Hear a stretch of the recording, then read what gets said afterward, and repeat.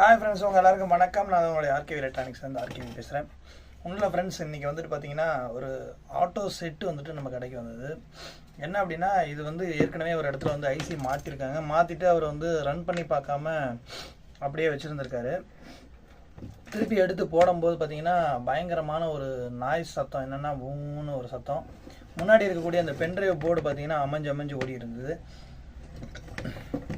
சரின்ட்டு நான் உடனே என்ன பண்ணேன், 5 வோல்ட் ரெகுலேட்டர் இருக்குது பார்த்தீங்களா, அதை வந்துட்டு சரி சேஞ்ச் பண்ணி பார்க்கலான்னு சொல்லிட்டு 5 வோல்ட் ரெகுலேட்டரு இங்கே இருக்குது பாருங்கள்.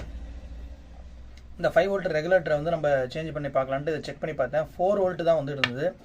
ஆக்சுவலி நமக்கு பார்த்தீங்கன்னா யூஎஸ்பி போர்டுக்கு முன்னாடி உள்ள போர்டுக்கு 5 வோல்ட் வரணும், 4 வோல்ட் தான் வந்துட்டு இருந்தது.